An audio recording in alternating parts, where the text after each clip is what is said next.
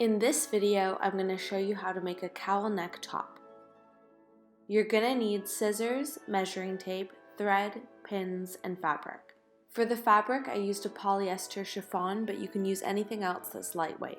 The first measurement is going to be from the bottom of the shirt to the shoulder, folded over, and then just over the bust. Make sure to include 3 centimeters for the hem seam allowance.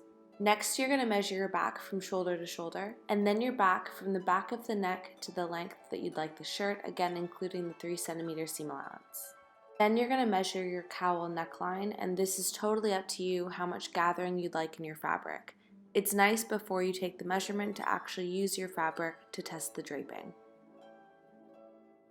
Then you're going to use the measurements that you just took to cut the back piece of your fabric. So from shoulder to shoulder, and then your back length measurement as well. The front piece is going to be cut on the bias, which means on the diagonal. Here you can see there's a lot more stretch when your fabric is pulled diagonally. So you're going to cut this piece on the diagonal. And you're going to use your front length measurement and your front width measurement. And here are the 2 pieces to your pattern. Next, we're going to cut 2 strips of fabric that are going to be long enough to tie in a bow from the side seam. This is what your front pattern piece should look like when pinned onto your mannequin. We're going to start by hemming the back neckline, so we're going to fold over that piece twice and iron it. We're just going to do a regular hem, so making sure that the fold can only be seen on the wrong side of the fabric. And then we're going to sew that with a straight stitch. With the top of your back piece now hemmed, you're going to pin your front and back piece together at the shoulders. Make sure you're placing your right sides together. It's also important that you're lifting your cowl layer and you're only pinning through one layer of your front fabric. It's up to you how thick you'd like your shoulder straps and how close to the neck you'd like to place them. Now sew with a straight stitch both shoulders. Next, we're going to sew the ties that are going to be tied around the waist. You're going to fold your piece over right sides together and sew it whatever thickness you'd like with a straight stitch. I sewed mine a little less than 1 centimeter. And then you're going to trim away the excess fabric. I finished mine off with a zigzag stitch so that the fabric didn't fray.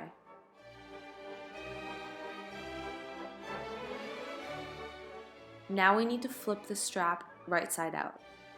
I usually use an old sewing machine needle because it has a rounded side that doesn't poke through when you push it through your fabric. This can take some time, but be patient and try not to break your thread.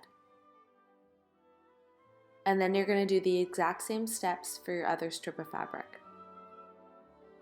We're now going to do the same zigzag finish on our front piece that overlaps. This is to avoid fraying and to create a finish that's not too bulky. We're now ready to pin our side seams. When pinning the side seam, it's important to remember not to pin it too tight that you can't pull it over your head. I tied a knot at one end of my tie and then placed it on the inside when pinning my side seam. Make sure to leave enough space for your armhole. And here it is again, placing your tie on the inside when pinning so that the rough end is poking out through the side seam.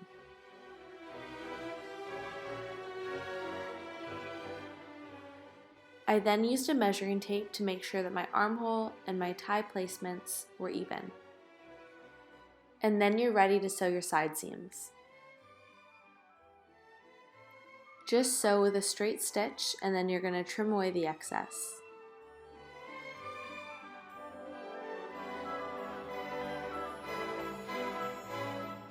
And then again, I'm going to sew the 2 side seams with the zigzag finish.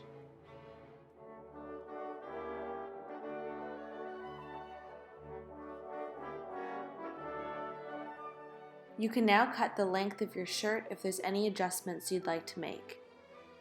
Make sure to remember including seam allowance during this step.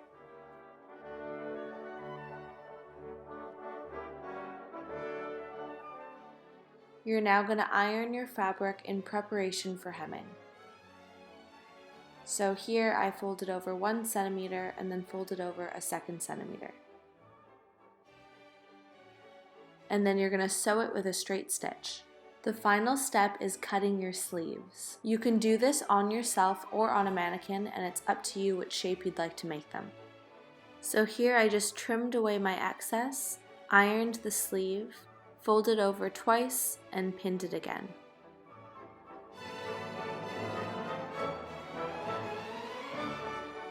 Once it's all properly ironed, I was ready to sew my sleeve with a straight stitch.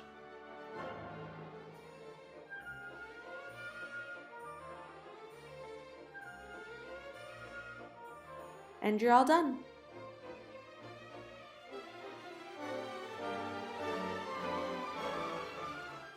Thank you for watching, and if you liked the video, please subscribe.